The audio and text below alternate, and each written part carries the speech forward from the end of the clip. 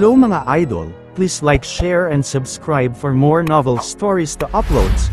Harvey Yorks, nagkamali kayo ng inapi. Kabanata 71. So, kung hindi namin bibilhin yon, hindi namin pwedeng sukatin. Ganun ba? Umiti si Harvey, ito nga talaga ang unang beses niyang makakita ng ganoong klaseng empleyado. Kung hindi nila susubukan ang produkto tulad ng damit at sapatos, paano nila bibilhin yon? Si Mandy na nasa tabi nila ay medyo hindi komportable. Maliwanag na mababa ang tingin sa kanila ng empleyado, totoo ring ang kumpanya niya ay medyo bumagsak kamakailan. Sa wakas, nakabangon ang kanyang kumpanya gamit ang $800,000 na nakuha ni Harvey. Tiyak na hindi niya kayang gumastos ng halaga ng pera para lang sa luho niya, ngunit nakit siya ng kagandahan ng pares ng sapatos na iyon. Malungkot man siya ay agad itong nagdesisyon, at sinabi, "Harvey, tara na, umalis na tayo at tumingin sa ibang lugar." Nang makita ang naging kilos ni Mandy, bahagyang tumango si Harvey. Kung sabagay, maraming mga magagandang brand sa shopping center na iyon. Dahil hindi maayos ang pakikitungo ng mga empleyado sa shop na iyon, pwede silang pumunta sa ibang shop. Basta may pera sila, hindi nila kailangang mag-alalang hindi sila makakabili ng isang pares ng sapatos, ngunit, bago makaalis ng shop ang tatlo, may narinig silang babaeng boses sa likuran nila, at sinabi ng babae, "Hoy! Bilhin mo ang pares ng sapatos na ito para sa akin, gusto kong sukatin ito, ngayon na." Ang babaeng iyon ay mukhang nasa late 20s na, mukha siyang sexy, at nakakaakit. Sa sandaling iyon, nakaturo siya sa pares ng sapatos na tinitingnan ni Mandy at ng iba pang mga babae. Bukod dito, may kalbo at matabang lalaki na nasa tabi niyang mukhang nasa 50s na, nakasuot siya ng golden necklace, nakakasilaw iyon. Sa sandaling iyon, ang lalaking kalbo ay tumitig sa sexing babae habang wala sa isip, hindi niya alam na baka gagastos siya ng malaking halaga ng pera maya-maya. Sa hitsura ng mga bagay, mukha siyang babaerong gagastos ng pera sa mga babae niya. Nang makita iyon, magalang na sinabi ng empleyado, "Magandang binibini, mangyaring maghintay po kayo ng sandali, kukunin ko agad ang pares ng sapatos na iyon, maupo po muna kayo rito, gusto niyo po bang kuhanan ko kayo ng baso ng tubig?" Ang ugali ng empleyadong iyon ay talagang malaki ang pinagkaiba sa kanilang nakita ngayon. At sobrang nakakagulat iyon at masyadong nakakapikon. Bumuntong hininga si Harvey at walang sinabi, nagpigil muna siya sandali sa kanyang sarili.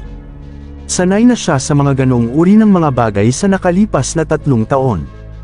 Hindi niya alintana ang mga bagay na iyon ngayon, dahil hindi ito ang unang pagkakataon na naranasan niya ang ganoong bagay, na maliitin ng iba. Hindi ugali ni Harvey ang gumawa ng gulo, ngunit hindi pa sila umaalis. Ang empleyadong iyon ay binaba ang pares ng sapatos at inabot ito sa babaeng nakakaakit. Sinabi pa niya na may masiglang tono, "Binibini, inihanda na namin ang pares ng sapatos para sa iyo.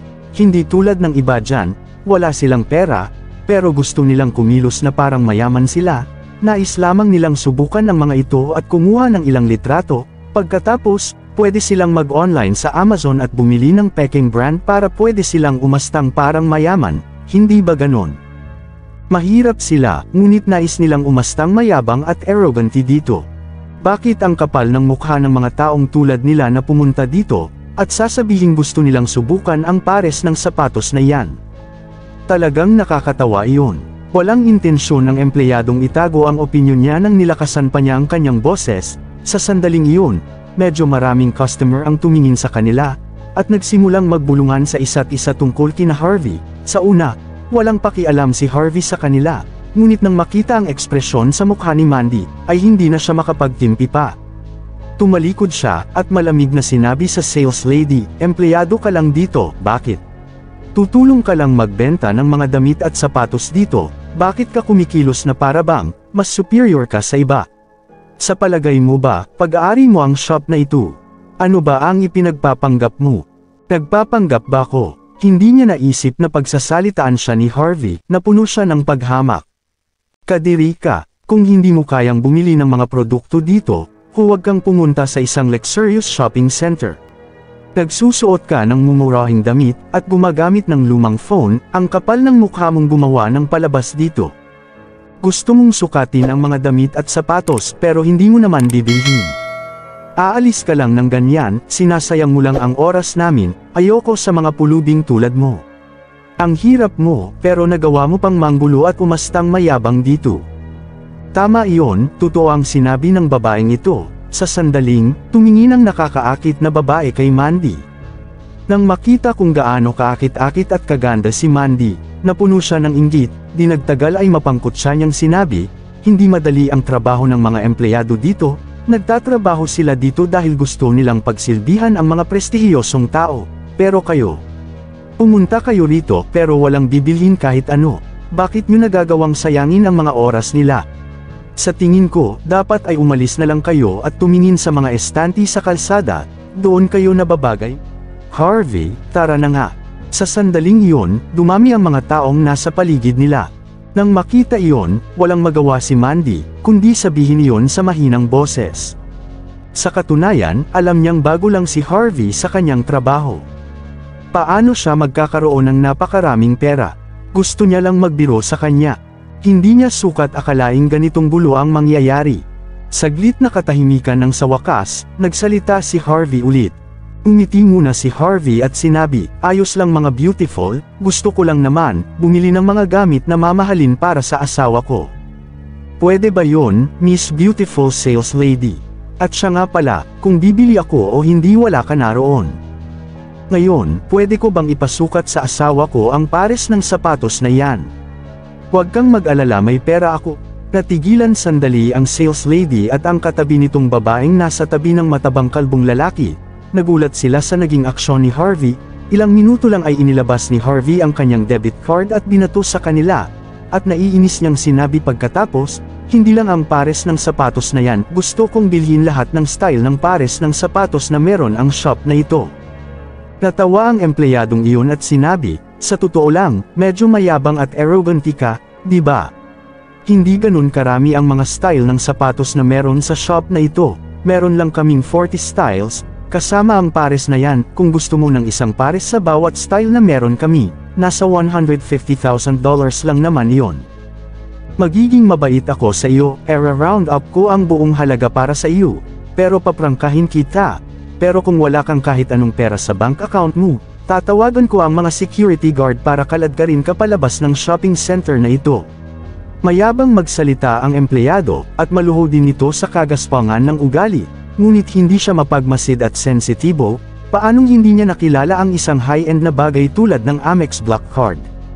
Sa sandaling iyon, pumunta siya sa point of sale terminal at iniswipe ang card, matapos ang ilang sandali, nagdinga ang machine, success ba ang pag-swipe ko sa card na ito? Umiral ang katahimikan, saglit na tumigil ang lahat karaniwan, matapos swipe ang card sa machine, ipapakita ng machine ang natitirang balance ng account na iyon, pero ilang empleyado lang ang nakakakita nyon. Sa sandaling iyon, nakita ng mga empleyado ang hilera ng mga zero sa balance ng card ni Harvey. Nabigla sila, 1, 10, 100, 1,000, million, billion. Hindi tama ito, masyadong maraming mga zero. Mukhang hindi ko magagamit ng maayos ang utak ko, hindi ito mabilang ng maayos. Saglit na namutla ang empleyado sa sandaling iyon, di rin niya malaman ang kanyang gagawin kung tatakbo ba siya, at tatalo ng ikalawang palapag ng shopping center, napalunok ito, at tumingin kay Harvey na nanginginig ang mga binti. Kabanata 72, biglang nanginig ang mga binti ng mga empleyado, lahat sila ay napa-squat sa sahig, lalo na ang empleyadong umastang medyo arroganty. Sa sandaling iyon, saglit din siyang nanginig, at sinabing, sorry po sir, sorry po talaga.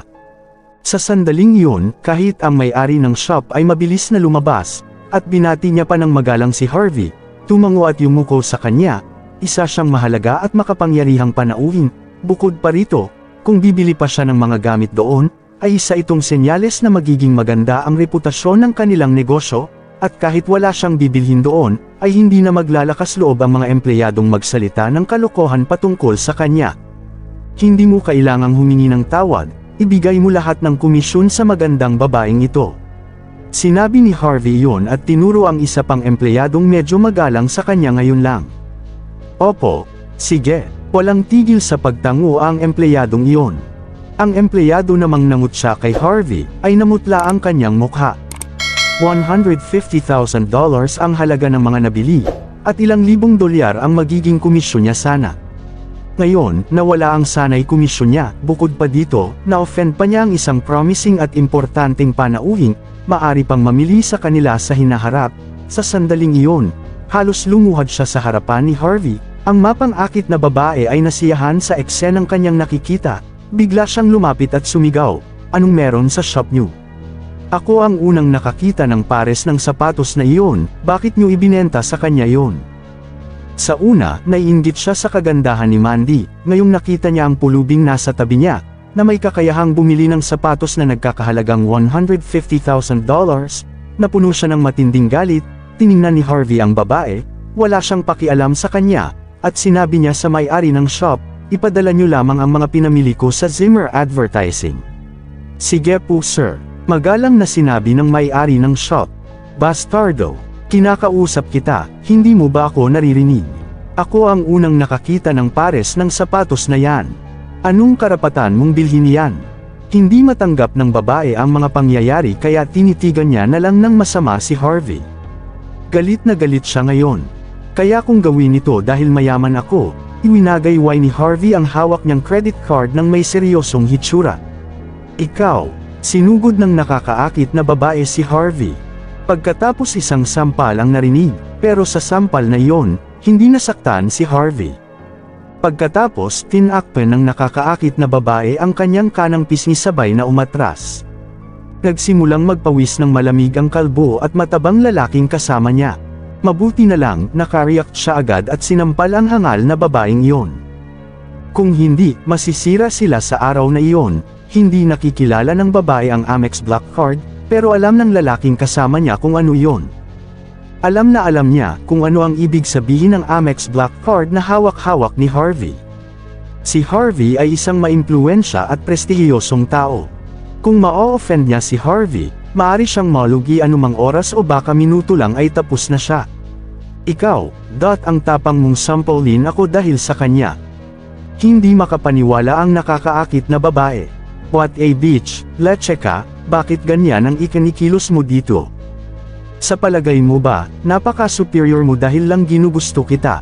Bakit kumikilos kang parang mayabang at arrogant dito?" Sinipa siya ng kalbong lalaki, at agad na tambo siya sa sahig. Pagkatapos nyon tumalikod ang kalbong lalaki, sinubukang sumipsip kay Harvey. "Sorry po sir, hindi sapat ang paghihigpit ko sa aking mga tao. Kung na-offend po namin kayo, patawarin mo po kami." Nang sinabi niya iyon, wala siyang kapangyarihan o pagmamataas na pinakita niya kanina nang sampolin niya ang babae. Yumuko siya kay Harvey, ngumiti si Harvey pero hindi siya nagsalita. Nang makita iyon, natakot ang kalbong lalaki. Sa sumunod na minuto, napangisi siya at lumuhad sa harapan ni Harvey. Sinabi niya, "Sir, kasalanan namin ito ngayon lang, humihingi po kami ng paumanhin sa iyo. At ikaw, pumunta ka dito at humingi ka ng tawad sa kanya." Bagaman, ang nakakaakit na babaeng iyon ay medyo arroganty, hindi siya tanga.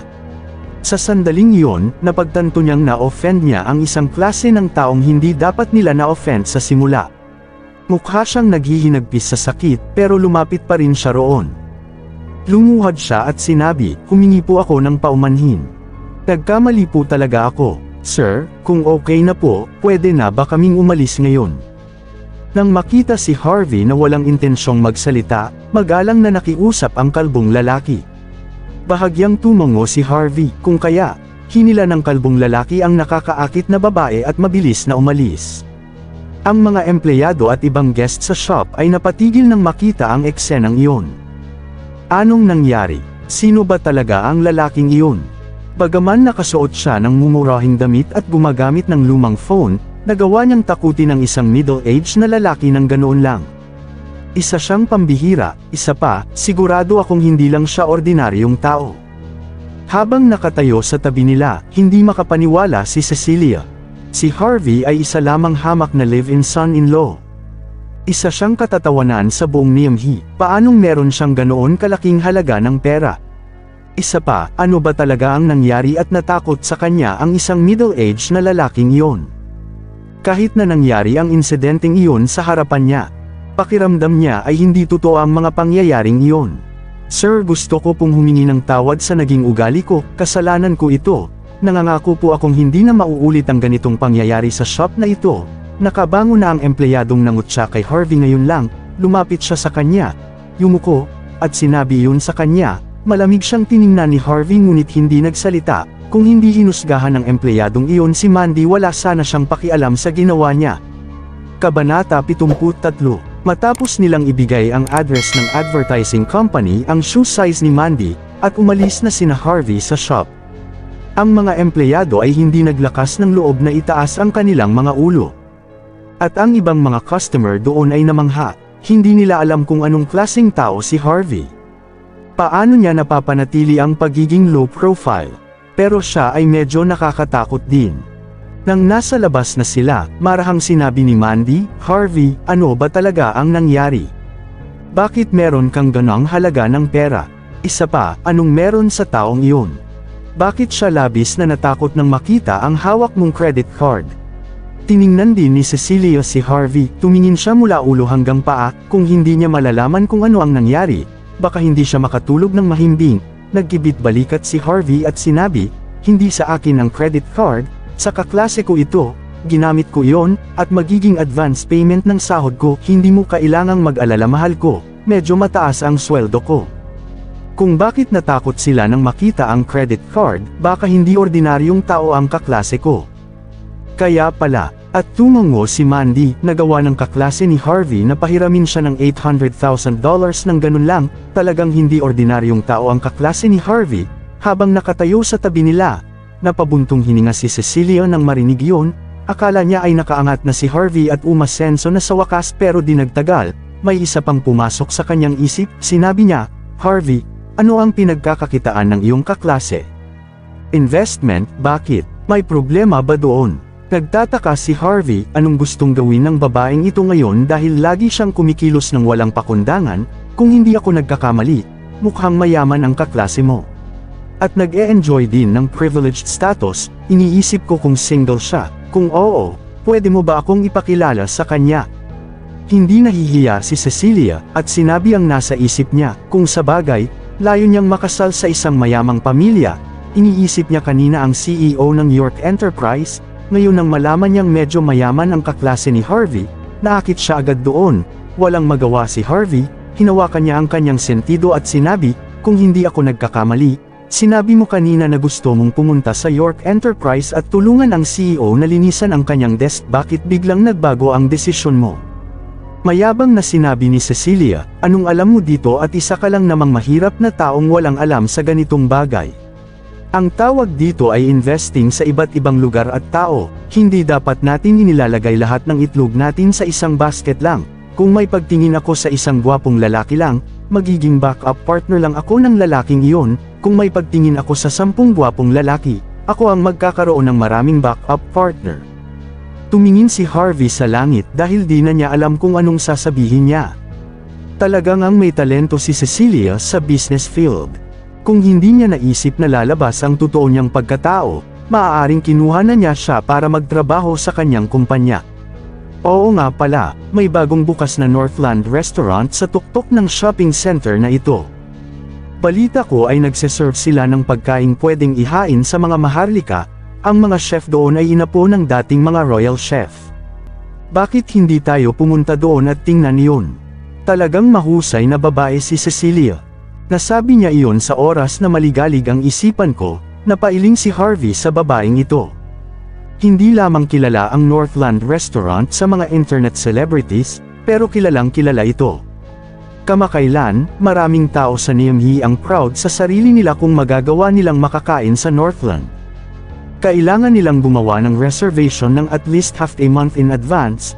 Isa pa, hindi lang basta nakakapunta doon ng isang ordinaryong tao para kumain doon, kailangan meron kang mataas na katayuan sa lipunan at isang maimpluwensyang tao bago ka payagang makapasok roon. Bagaman interesado si Mandy, sinabi niya pagkatapos mag-isip ng ilang sandali, "Hindi natin kayang magpagawa ng reservation doon, sigurado akong hindi tayo makakapasok sa restaurant na iyon, di ba? Dahil hindi naman tayo mga kilalang tao." Malungkot na sabi ni Mandy. Agad na sinabi ni Harvey, "Mahal, huwag kang mag-alala, gagawa ako ng paraan." Ngunit si Cecilia ay ayaw magpatalo kay Harvey, kaya nagsalita ito. Isa sa mga dati kong kaklase ay ang manager ng Northland, sigurado akong madali lang sa kanyang bigyan tayo ng private room. Nang sinabi yun ni Cecilia, mayabang niyang tiningnan si Harvey. Nagtaka si Harvey pero patay mali siya lamang siyang ngumiti. Sigurado ba yan? Makakapasok ba tayo at makakain doon, nang walang kahirap-hirap? Oo naman, sabat ni Cecilia. Oh well, siya nga pala, bakit ka nakatingin sa akin? Wala ka bang tiwala? Pinangunahan sila ni Cecilia, at sumakay sila sa exclusive elevator papunta sa tuktok na palapag ng shopping center. Grande ang pagkakaayos sa lugar, talagang luxurious doon, baka ang mga ordinaryong customer ay walang lakas ng loob para lumapit sa ganoong lugar. May dalawang magagandang babae sa reception desk, at sila ay nakabihis ng kaakit-akit. Nang makitang may mga taong papalapit sa restaurant, magalang nilang sinabi, "Ladies and gentlemen, ang Northland ay may patakaran na kailangan ay meron kang reservation muna. Kung wala kayong reservation sa amin, hindi kayo maaaring makakain dito." Doon na bumida si Cecilia at sinabi habang nakangiti pa, "Pakitulungan akong tawagin si Mr. Johnson, pakisabi sa kanya na may dati siyang kaklaseng naghahanap sa kanya." Makalipas ang ilang sandali, isang lalaking nakasuot ang lumakad papalabas ng Northland. Sumigaw siya sa mga receptionist, "Hindi nyo ba alam na busy hour ngayon dahil oras ng kainan? Ilang beses ko ba kayo kailangan sabihan tungkol dito? Kung wala silang reservation, hindi nyo sila kailangang pagsilbihan, bakit kailangan nyo pa rin akong tawagin?" Bago pa niya tapusing pagalitan ang mga receptionist, ngumiti si Cecilia at sinabi, "Wyatt, tingnan mo kung sino ang dinala ko rito para kumain dito." Nang walang kamalay-malay, tiningnan sila ni Wyatt. Sa sumunod na minuto, sumigla ang kanyang mga mata. Sinabi niya, "Mukhang may dalawang maganda akong kaklaseng andito ngayon, bakit hindi ka nagpaabisong pupunta ka rito para kumain?" Umiti si Cecilia at sinabi, "Napadaan lang kami, at naalala kong nagtatrabaho kang supervisor dito. Kaya dumaan na kami dito." "Bakit? Dinala ko pa naman ang iyong dream lover. Ayaw mo bang bigyan kami ng private room?" Matapos sabihin yun ni Cecilia, nanlumo ang mukha ni Harvey. Sino ang sinasabi nitong dream lover na mukhang mahina at tulonggis na lalaking ito? Kung hindi si Cecilia, malamang na naman sa malamang ay ang asawa ko ang tinutukoy nito. Umasim ang mukha ni Harvey habang bumubulong sa sarili. "Lintek, ayaw nyo talaga tumigil sa kakaapi. Yung nga lang nagkamali kayo ng inapi." Kabanata 74, Mandy, hindi pa tayo nagkita pagkatapos natin graduate. Tinitigan ng matindi ni Wyatt si Mandy, "Pero kung ibang tao yan, wala akong magagawa. Pero dahil kayo ito, ang mga dati kong kaklase, kayang-kaya kong gawa ng paraan ito para sa iyo, Mandy. Maghintay lamang kayo ng sandali." Oo nga pala, ito si... Nagtatakang tumingin si Wyatt kay Harvey. Nakasuot ang lalaking ito ng mumuraing damit, nakakaawa siyang tingnan. Bakit siya nandito, kasama nila? Isa ba siyang servant sa bahay nila?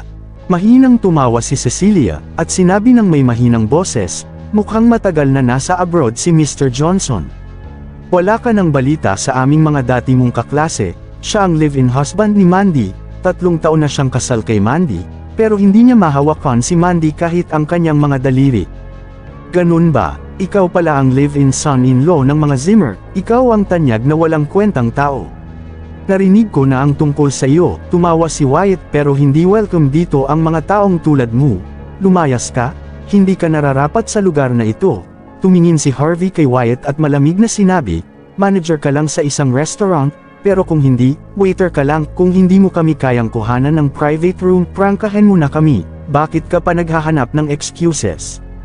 Napuno si Harvey sa panlalait ni Wyatt sa kanya kaya agad itong bumuwelta ng salita. May ilang shares ang Northland Restaurant na pag-aari ng York Enterprise. Nabasa ni Harvey ang mga dokumentong may kinalaman sa restaurant ilang araw na ang nakararaan. May patakaran ang restaurant na iyon kung saan kailangan ng mga customer na gumawa ng reservation in advance. Isa pa, napakalupit ng mga patakaran doon, si Wyatt ay isa lamang manager. Kahit pumunta ang may-ari ng restaurant, maaaring hindi siya maglalakas loob na magsasabing makakakuha sila agad ng private room. "Ikaw, maghintay ka lang at makikita mo, aalis ako at kukuha ng private room ngayon."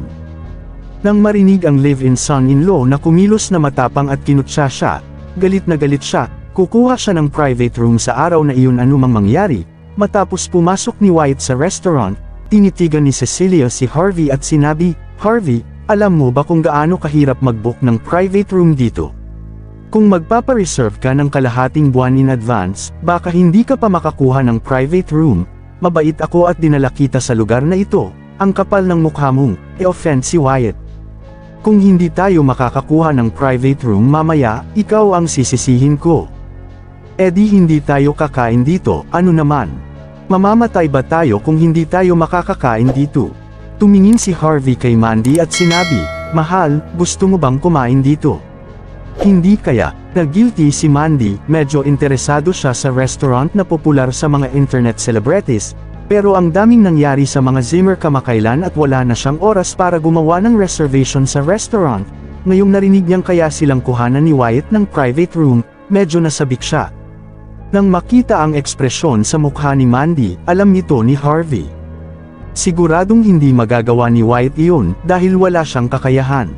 Kaya nilabas na lang ni Harvey ang kanyang phone at mabilis nag-send ng text kay Yvonne. Ang iba ay hindi kayang makakuha ng private room sa Northland agad-agad, pero laging may exclusive private room ang York Enterprise. Kailangan lang niyang utusan si Yvonne na sabihan ang restaurant tungkol doon. Tuldok-tuldok. Sa opisina ng Northland, nakasuot ng suit ang may-ari ng restaurant, hindi niya man lang itinaas ang kanyang ulo habang nakatingin siya sa phone niya. Malamig niyang sinabi, "Wyatt, alam ko kung kaninong anak ka, pero dapat alam mo ang Northland ay pag-ari ng mga York ng Southlight. Sisisantehin ko ang sinumang susuway sa patakaran ng ating restaurant, sabihan mo silang umalis, pero tandaan mong maging magalang pa rin sa kanila. Huwag mong sirain ang reputasyon natin." Pinunasan ni Wyatt ang malamig niyang pawis, tumango, at sinabi, "Sir, hindi po ba talaga magagawa nito ng paraan? Hindi ba may VIP private room tayong hindi pa kailanman nagagamit? Pwede ba iyon?" Isang bangang narinig, ang may-ari ng restaurant ay biglang tumayo at sinampal si Wyatt. "Nababaliw ka na ba? Ang private room na iyon ay exclusive para lang sa CEO ng York Enterprise. Kahit hindi ginagamit iyon, hindi natin pwedeng pakialaman o gamitin iyon. Gusto mo bang labis na magdusa ng dahil doon?" Nang marinig iyon, lalong lumubha ang ekspresyon ng mukha ni Wyatt. Wala siyang magawa kundi hawakan ang kanyang mukha at lumabas ng opisina. May kakaibang ekspresyon ang mukha ng may-ari ng restaurant. Sinabi niya, "May Zimmer ba sa mga kaibigan mo?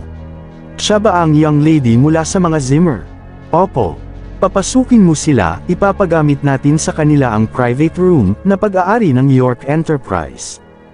Napatigil si Wyatt, hindi niya alam kung ano ang nangyari. Wala siyang magawa kundi lumabas agad ng opisina ng restaurant. "Wyatt, nakuhanan mo ba kami ng private room?" Sa reception, mayabang na tinitingnan ni Cecilia si Harvey, at sinabi iyon. Oo, walang malay na tumango si Wyatt, nakakuha nga siya ng private room, pero nagtataka pa rin siya. Mukhang may kung sino mang maimpluwensya at makapangyarihan na tao ang nagsabi sa restaurant tungkol doon kung hindi. Paano niya nakuha ang private room? Exclusive lamang ito para sa York Enterprise, sa kabila ng mainiting ulo ng may-ari ng restaurant. "Mandy, bilis magpasalamat ka kay Wyatt, kung hindi, hindi tayo makakapasok sa restaurant." Mabilis na sinabi ni Cecilia. Hindi sukat akalain ni Mandy na magawa ni Wyatt na makakuha ng private room para sa kanya. Sa sandaling iyon, tumango siya at sinabi, "Wyatt, alam ko ang mga patakarang meron kayo dito sa restaurant, hindi ko akalaing magagawa mo ng paraan para sa amin, salamat." Kabanata 75. Natahimik si Wyatt, alam niyang medyo namamaga pa rin ang kanyang mukha. Paano siya magkakaroon ng kakayahang gumawa ng exception sa restaurant? Ngunit siya ang Diyosa mula sa kanyang buhay sa universidad. Si Mandy na nakatayo sa harapan niya ngayon, dahil akala ni Mandy na siya ang tumulong sa kanya, hindi na siya nagbigay ng paliwanag tungkol doon, ituturing na lamang niya iyon na parang isang uri ng magagandang misunderstanding. "Dalawang Diyosa, dito ang daan, inayos namin ang pinakamalaking VIP private dito sa Northland para sa iyo. Ikaw na live-in son-in-law, pakiusap huwag kang pumasok, baka hindi mo kayang gumastos dito." Ngumiti si Wyatt at maginoong sinabi iyon. Tumingin si Harvey kay Wyatt at malamig na sinabi, "Mr. Johnson, sigurado ka bang ikaw ang nakagawa ng paraan para makuha ang private room na ito?" Kung hindi ako, kaya ba ng isang paunang tulad mo? Umiti si Wyatt at sinabi iyon. Harvey, seryosong sinabi ni Mandy. Mabait si Mr. Johnson para makakuha siya ng private room para sa atin, ano bang pinagsasabi mo? Isa pa, si Wyatt ay dati kong kaklase at nagpapasalamat talaga akong tinulungan mo kaming gawa ng paraan para makuha itong private room, pero asawa ko si Harvey, kung hindi siya makakapasok ay hindi na rin ako papasok sa restaurant na ito. Saglit na napatigil si Wyatt, di nagtagal ay napangiti siya at maginoong sinabi, anong sinasabi mo, Mandy? Nagbibiro lang ako sa kanya. Hindi nakaimik si Harvey, ako ang nag-ayos nitong private room, bakit hindi ko maipaliwanag ito? Nang marating nila ang private room, saglit silang napatigil bagaman parehong marami nang nakita sina Mandy at Cecilia. Ang dahilan ay ang sobrang luxurious ng private room na iyon. Nakikita nila sa lahat ng sulok ang wood carving na ubod ng ganda, at meron pang man-made na fountain sa looban ng malaking bulwagan. Isa pa may malaking dining table doon na kasya ang hanggang 20 tao ng sabay-sabay. Sinabihan sila ni Wyatt na inihanda ng restaurant ang private room para sa kanila. Akala nila ay isang ordinaryo at maliit lamang na private room yon. Hindi nila inaasahan ang ganoong private room, sa sandaling yun, mukhang mayabang si Wyatt, at hindi na siya nagbigay pa ng paliwanag. Hindi rin siya nagbigay ng menu sa kanila. Sa sumunod na sandali, nakita nila ang mga waiter na mabilis na dinalhan sila ng mga masasarap na putahe. Hindi lang magandang-maganda ang pagkakahanda, masarap rin ang mga ito. Nanigas ang ngiti sa mukha ni Wyatt pero di nagtagal ay naka-recover siya. Bagaman hindi niya kilala kung sino ang maimpluwensyang taong nag-abiso sa restaurant tungkol doon, siguradong ang taong iyon ay may prestigious status dahil nagawa niyang papayagan ang maramot na may-ari ng restaurant na gamitin ang ganoong private room. Nagulat muli si Cecilia, wala siyang magawa kung sabihin, Wyatt, gustong-gusto mo si Mandy, di ba? Sigurado akong napakamahal ng mga pagkain ito. Pinilit ni Wyatt na ngumiti, pasikretong niyang pinunasan ang kanyang malamig na pawis at sinabi, dapat ko lang nagawin yun dahil dati ko kayong mga kaklase, syempre, kailangang maayos ang lahat, basta enjoyin nyo lang, treat ko na iyan. Bago pa siya matapos magsalita, natural na kumilos si Harvey at naghila ng upuan para maupo. Hinawakan niya ang kamay ni Mandy para tulungan siyang maupo, nang makita ang eksenang iyon, nagalit si Wyatt. Ang kapal at napakawalang hiya ng live-in son-in-law na ito. Paano niya nagawang umupo sa tabi ng Diyos ako? Sa sandaling iyon, biglang tumunog ang phone ni Wyatt, sinilip niya ang kanyang phone at mabilis na sinabi, Mandy, enjoyin niyo lang ang mga pagkain. Kung may kahit anong request kayo, hanapin niyo lang ako, kailangan ko pang mag-serve sa iba pang mga VIP. Sumigla ang mga mata ni Cecilia, sinabi niya, Wyatt, sigurado akong iyong mga VIP ay mayaman o maprestihiyoso. Kung may makita kang mga gwapong mayamang single na lalaki, ipakilala mo ako sa kanila. Walang problema, umiti si Wyatt at umalis na ng private room. Nang isara ni Wyatt ang pinto, tinitigan ni Cecilia si Harvey. Pagkatapos ay sinabi niya sa malakas pero malumanay na boses, Harvey, tingnan mo si Wyatt. Pasikreto siyang nakapaghanda ng maraming specialty para sa atin. Tapos pinahirapan mo pa siya, wala kang utang na loob. Pirolyo ni Harvey ang kanyang mga mata. Alam niya kung sasabihin niyang siya ang nakagawa ng paraan para magamit ang private room ngayon, hindi siya paniniwalaan ni Cecilia. Posible ding maapektuhan ang mood ni Mandy sa pag-enjoy niya sa kanilang pagkain. Sa parehong oras, may isang binata sa pintuan ng Northland, pastoryoso ang kanyang pananamit. Ngunit mukha siyang masungit at walang halagang tao. Pumasok na siya ngayon sa restaurant. Agad na lumapit si Wyatt sa kanya, ngumiti siya at sinabi, ikaw pala Mr. Lewis, inihanda na namin ang private room mo, dito po ang daan. Ayaw ni Mr. Lewis na makipag-usap kay Wyatt, para sa kanya, si Wyatt ay isa lamang waiter doon at walang karapatang magsalita si Wyatt sa kanya. Bago siya makapasok sa private room, biglang nagbago ang ekspresyon ng mukha niya, sinampal niya si Wyatt at sinabi, tanga ka ba? Gusto ko ang pinakamagandang private room, ang kapal ng mukha mong maghanda ng maliit na private para sa akin. Nakakabweset.